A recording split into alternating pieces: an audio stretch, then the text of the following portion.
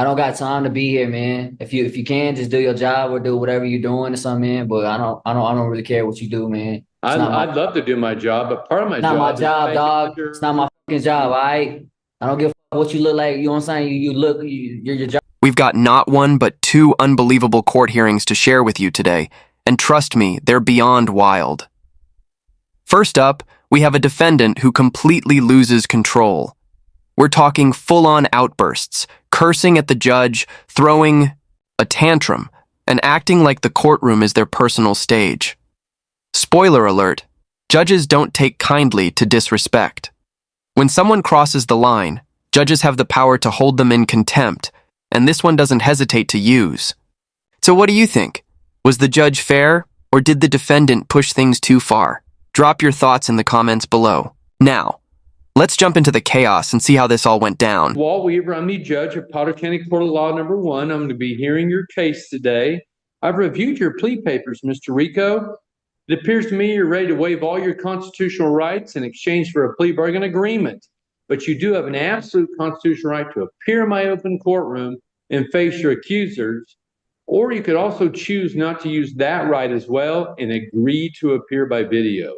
Are you agreeing to appear by video?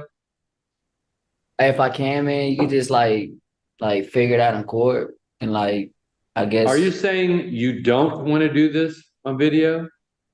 I'm not trying to be in court hearing and doing stuff on here. I just ain't got Mr. time. Rico, it's real simple.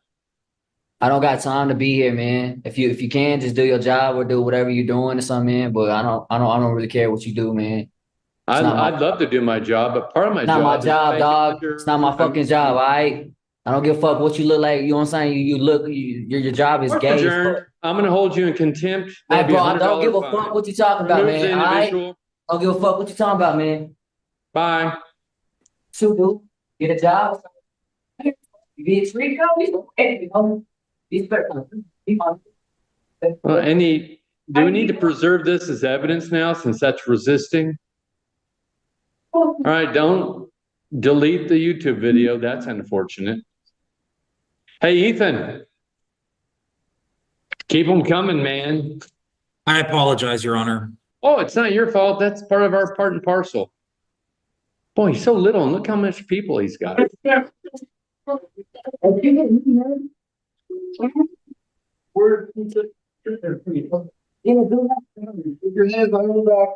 you please put him, Miss Morris, on a transport next time so we can get it done? Boy, if that's not the funnest name I've said all day. Man, it's too bad Mr. Rico could have gone home today. He decided he'd rather stay. You might have got a new prosecutor today. Well, it's all live. You saw him fight the deputy. Technically, he's under arrest in a jail. Do you have to prove? That did not end well for Mr. Rico. Honestly, what was he thinking? Did he really believe cursing at the judge would get him off the hook? Clearly he wasn't, playing with a full deck.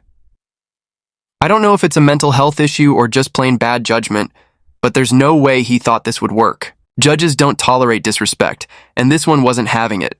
This was one of the wildest court hearings I've seen in a while. Most people try the sovereign citizen angle, but this guy, he came out swinging, cursing like there was no tomorrow. It's not something you see every day. Now let's move on to the second hearing, and believe it or not, this one might be even crazier. This guy straight up confesses to the judge, and trust me, it's a must-watch. Let me know your thoughts on the first case, but for now, let's dive into the second one. Charges. The first is malicious mischief in the third degree. It's a gross misdemeanor subject to 364 days in jail and a $5,000 fine. Second is harassment, domestic violence. That's also a gross misdemeanor subject to 364 days in jail and a $5,000 fine.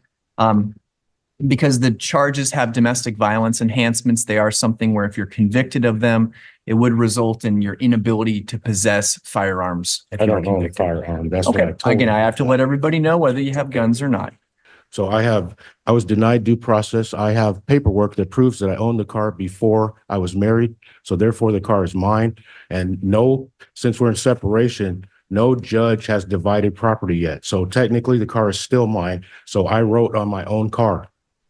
That's a fact. Here's the paperwork. I We're sit not down having at the a bank. trial today. Well- We're having your arraignment. Okay. You're entering a not guilty plea. I was denied You've due told me- process, hold on, sir. Hold on. You said I could You've told, speak. no, I didn't want didn't. to I said you should exercise your right to remain I choose silent. not to, sir. Your attorney, if they were saying there, would not have you making factual statements on the record. That's my discretion, sir. Because I believe there's Fourth Amendment charges. I was denied all kinds of rights, and I will be coming back with a vengeance. I have Are you paperwork. threatening the court? I am not threatening the court anything. I'm not threatening anybody. You just- I have the you right said to you were sue. coming I have back the with right. a I have the right to sue this city, and that's what I just said. So if you want to take that farther than that, that's up to you. I did not say that. I'm You making said it you are clear. coming back with a vengeance. With an attorney. On It the doesn't have record, anything to do with me. That's not a threat to you. The city. I said I'm suing the city. So you do what you want today. Go ahead and hold me in contempt. Go ahead. I'm suing the city. I will be suing the city. If you will take that as a threat, then that's fine. I will be talking to the city attorney. I've already talked to the city. I'm talking to people. I talked to the police chief already. Yeah, I've seen how you've conducted yourself. Yeah, so far. that's right. Because I'm being wronged. It's my house. She had no business being there, and she hasn't even lived there for 6 months. She hasn't paid a bill for 8 months. She can't just come there. I have rights. You do? She just because she's entitled to So be again, able to we've- be on the again, property we've doesn't talked mean about- she can just come. We've discussed your rights today. We're not going to litigate your case today. Do I have the option to This is- speak with the city attorney This as is a well? criminal court. Do I have the option to speak with the city Not once attorney? you say you're going to be hiring an attorney. Do I have the option to speak with the city attorney? I'm not hiring an Not attorney. today. I want to speak with the city attorney. Not today. Okay, when would I be able to do that? That's me, sir, and I will give you my card. Okay, But we do have some release conditions we will be requesting. Okay. Go ahead, Ms. Carmen. Yes, Your Honor. We are requesting a formal no contact order with victim notification. it should have been me filing. Hold. She's Please, sir. harassed me. Please, sir, So, what do you think? Is this guy's story believable, or is he just a domestic abuser trying to talk his way out of trouble? Personally, I'm getting major arrogant vibes. He's acting all confident, probably thinking it'll save him. But spoiler, it doesn't. He's about to confess to something pretty awful, and the judge's reaction is priceless. Honestly, I'm sitting here wondering what's going through his head. Do we really have this many people who think they can wing it in court? Why not just get a lawyer and present a solid case? It's clearly not working out for him. And judging by the judge's body language, I don't know how he thought this would slide. Anyway, let's dive back in and see how this unfolds. are highly concerning with regard to the threats that were made. These folks are in the midst of a dissolution.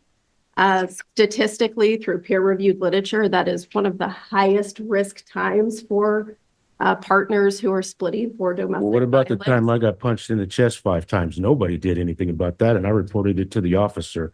Upon arrest, I told him 2.5 months ago, I've been punched in the chest. I will take a lie detector test for that and pay for it. And I received nothing. The city attorney's making her release recommendation. You need to let her finish. I was denied due process. You guys didn't take my complaint. So you didn't even take my complaint. And then you don't want me to call it racism. You didn't even take my complaint. The only thing we are doing today, sir, is you have entered a not Well, there guilty should be plea. equal treatment under the law, and I have not We're not received it. litigating your case today. I've already told you that.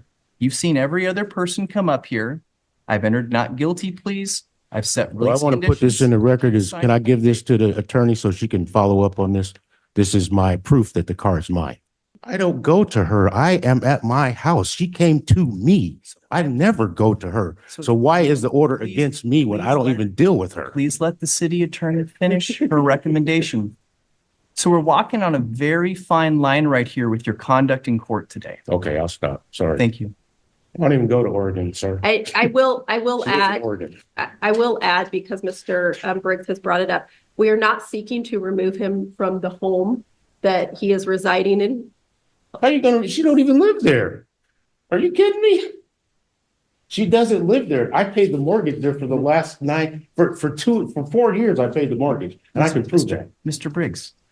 You're gonna remove me from my home? What are you talking She's about? saying she is not. Why are you even saying?